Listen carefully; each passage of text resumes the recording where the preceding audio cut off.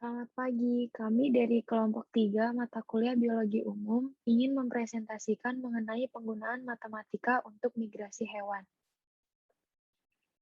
Kelompok kami beranggotakan Dea Olivia Maharani Siregar dengan NPM 206568821.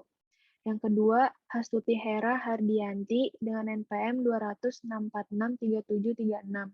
Yang ketiga, Nurrohmi Andina dengan NPM 206571103.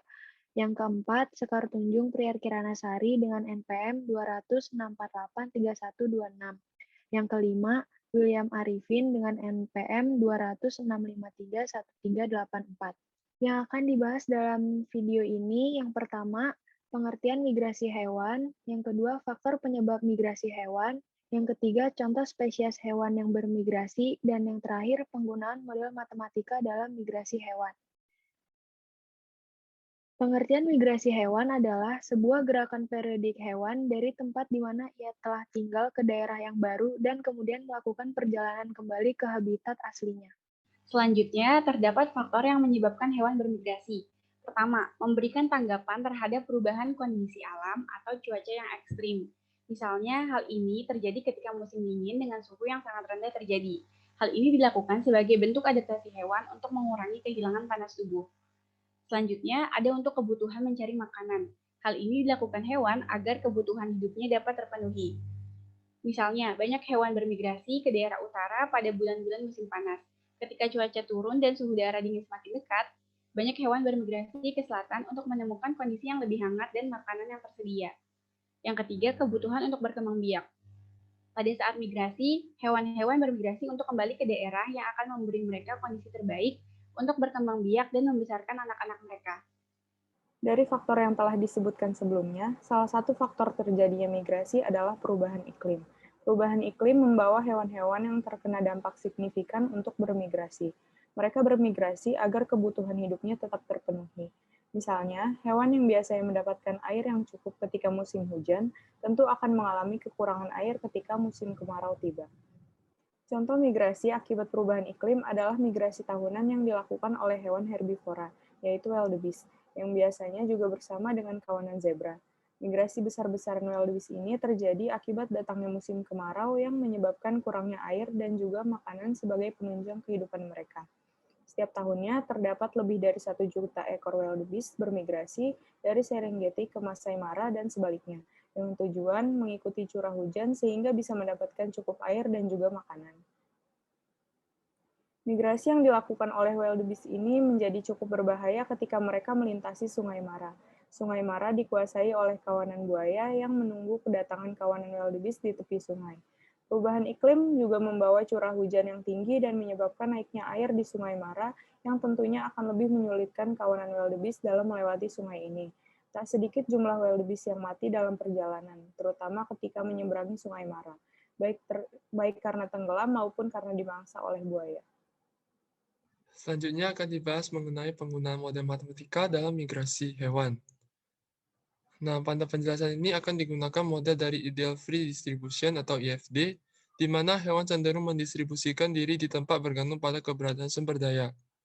Kuantitas biomassa dalam bidang I dinotasikan sebagai BI, sedangkan kualitas biomassa dalam bidang I dinotasikan sebagai QI. Parameter alpha J menyatakan besarnya kuantitas dari sumber makanan, sedangkan beta J menyatakan besarnya kualitas dari sumber makanan. Misalnya, semakin tinggi alpha J, maka pengaruh kuantitas rumput dalam menentukan distribusi hewan J semakin meningkat. Demikian pula beta J untuk kualitas rumput. Sehingga jumlah hewan spesies J pada bidang I proporsional dengan kombinasi dari BI pangkat alpha J dan QI pangkat beta J, atau biasa ditulis sebagai BI pangkat alpha J dikali QI pangkat beta J. Kemudian ditambahkan sebuah parameter rho IJ di mana di sini disebut sebagai preferensi habitat yang bernilai 1 jika habitat tersebut tidak disukai oleh hewan spesies J tersebut, dan bernilai rho J jika habitat tersebut disukai oleh spesies J. Sehingga kepadatan hewan spesies J dan bidang I proporsional dengan rho IJ dikali BI pangkat alpha J dikali QI pangkat beta J.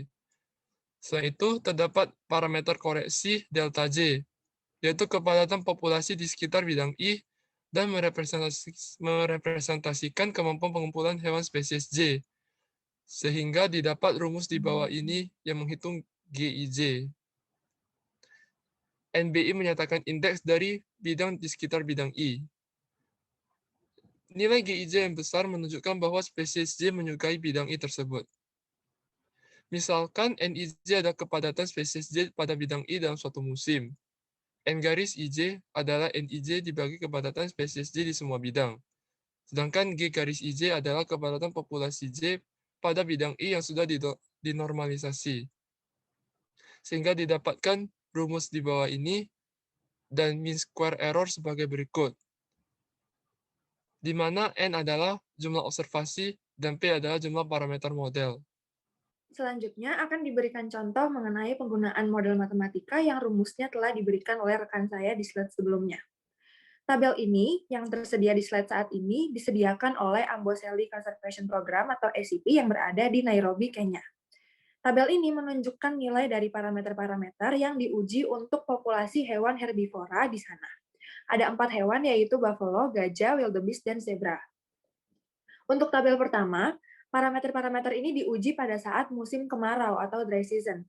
Lalu untuk tabel kedua, parameter-parameternya diuji pada musim hujan atau wet season.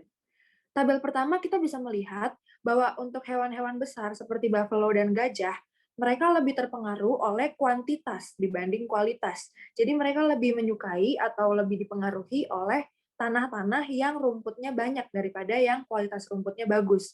Hal ini diketahui dari alfanya. Alfanya cukup tinggi, yaitu 0,7 dan 0,42, dibandingkan dengan betanya, 0,3 dan 0,41. Sedangkan untuk hewan-hewan yang lebih kecil, seperti wildebeest dan zebra, mereka tidak terlalu terpengaruh oleh kuantitas, mereka lebih dipengaruhi oleh kualitas rumput. Bisa dilihat bahwa nilai betanya sangat tinggi, 0,7 dan 0,77, sedangkan nilai alfanya relatif rendah, yaitu 0,1 dan 0,21.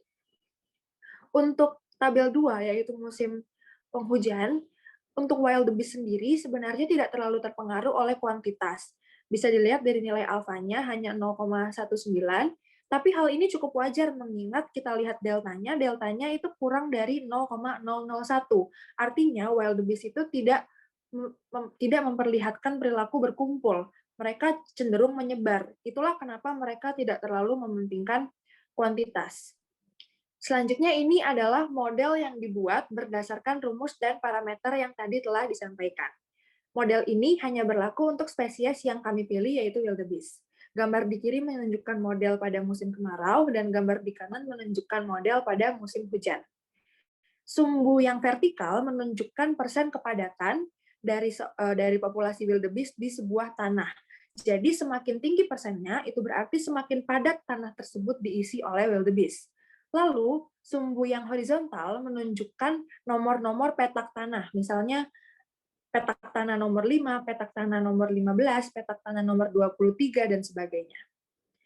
Lalu garis yang berwarna hitam tebal menunjukkan angka asli atau data asli yang berada di lapangan. Jadi ini adalah fakta yang kita hitung langsung, bukan menggunakan permodelan matematika. Lalu garis yang berwarna abu-abu merupakan angka aproksimasi yang kita dapatkan dengan rumus atau dengan permodelan matematika.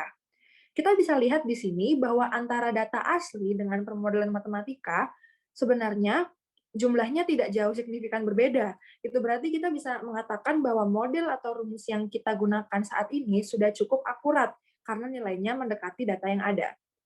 Untuk musim kemarau kita bisa melihat bahwa kepadatan tertinggi ada pada lambang X. Lambang X itu merupakan swam atau rawa-rawa. Itu berarti pada musim kemarau, para wildebeest cenderung pergi ke rawa-rawa dan cenderung memadati rawa-rawa. Lalu kita bisa melihat bahwa lambang segitiga atau grassland, padang rumput di musim kemarau itu kepadatannya rendah. Itu mungkin karena ketika musim kemarau, kualitas rumput dan kuantitas rumputnya tidak terlalu baik. Itulah kenapa mereka lebih memilih untuk tinggal di dekat rawa-rawa. Lalu untuk musim hujan, rawa-rawa tetap menempati posisi pertama, tapi kita bisa melihat beda yang cukup jauh pada lambang segitiga atau grassland, padang rumput. Justru pada musim hujan, banyak dari wildebeest yang memadati padang rumput. Itu mungkin karena pada saat musim hujan, jumlah rumput yang ada dan kualitas rumput yang ada lebih baik daripada kualitas rumput ketika musim kemarau.